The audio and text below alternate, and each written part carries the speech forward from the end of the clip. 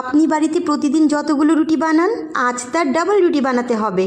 হ্যাঁ, এই হায়দ্রাবাদি চিকেন ভুনা রেসিপিটা প্লেন রুটি, পরোটা, নান, লুচি, তন্দুরি রুটি সব কিছুর সাথেই এত বেশি মুখরোচক। তাই তো বলে চিকেন ওইভাবে নয়, এইভাবে বানান। আজকের পর পাল্টে দিন চিকেন বানানোর রেসিপি। এই রান্নায় প্রথমেই আমরা বানিয়ে নেব পেঁয়াজের বেরেস্তা, কারণ বেরেস্তা দিয়ে চিকেন ম্যারিনেট করতে হবে। রিফাইন্ড তেল ভালো করে গরম হলে কুচি কুচি করে কেটে রাখা পেঁয়াজ দিয়ে নাড়াচাড়া করে ভাজতে হবে। তবে একটু লবণ মিশিয়ে দিলে তাড়াতাড়ি বেরেস্তা রেডি হয়ে যাবে। বেরেস্তা প্রায় রেডি হয়ে গেছে, আর একটু ভালো কালার আসার জন্য আরও একটু সময়ের জন্য ভেজে নেব। ঠান্ডা হলে আরও ভালো কালার আসবে।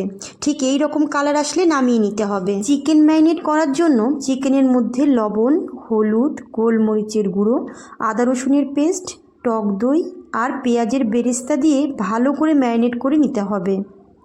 ম্যারিনেট করার পরে 30 থেকে 40 মিনিটের জন্য ঢেকে রেখে দিতে হবে। এবার আমরা বানিয়ে নিব ভাজা মশলার গুঁড়ো। এর জন্য আমরা একটা ফ্রাইং প্যানে একসাথে ভেজে নেব ধনে, জিরে, মৌরি, শুকনো লঙ্কা, জয়ত্রী, জায়ফল, এলাইচি, লবঙ্গ, দারচিনি। মশলাগুলো ভাজা হয়ে গেলে গ্রাইন্ডার জারে নিয়ে মিহি করে গুঁড়ো করে নিতে হবে। এই মশলাটি রান্নার একদম শেষে দিতে হবে, সেই জন্য মিহি করে গুঁড়ো করে নিলে গ্রেভির সাথে ভালো করে অ্যাডজাস্ট হয়ে যাবে। এবার আমরা বানিয়ে নেব গ্রেভির জন্য একটা পেস্ট। এর জন্য গ্রাইন্ডার জারের মধ্যে নিয়ে নিচ্ছি পরিমাণ মতো শুকনো লঙ্কা, পেঁয়াজ, রসুন, কাজু, কিশমিশ আর একটু জল। এই উপকরণগুলো মিহি করে পেস্ট বানিয়ে নিতে হবে। আপনি কতজনের জন্য রান্না করছেন এবং কতটা গ্রেভি রাখতে চান সেই হিসেবে এই উপকরণগুলো কম বেশি করে নিতে পারেন। পেস্টের কনসিস্টেন্সি এইরকম হলে কষাতেও সুবিধা হয় আর মাংসের সাথে ভালো করে মিশেও যায়।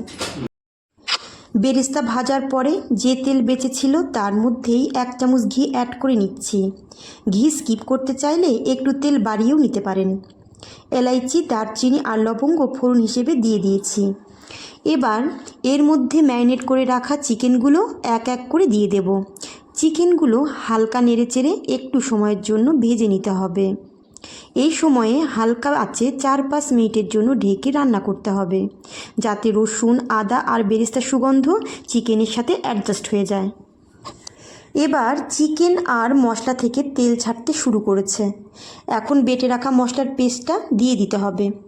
ভালো করে নাড়াচাড়া করে মিশিয়ে একটু হলুদ আর লবণ দিয়ে 8-10 মিনিটের জন্য হাই ফ্লেমে কষাতে হবে। কষানো হয়ে গেলে গ্রেভি থেকে আস্তে আস্তে তেল ছাড়তে শুরু করবে এবং গ্রেভির কালার ঠিক এই রকম ব্রাউন হয়ে আসবে। তখন ভেজে গুঁড়ো করে রাখা মশলা পরিমাণ মতো দিয়ে দিতে হবে। গুঁড়ো মশলার সাথে দিয়ে দিতে হবে কুচিয়ে রাখা ধনেপাতা আর কাঁচা লঙ্কা।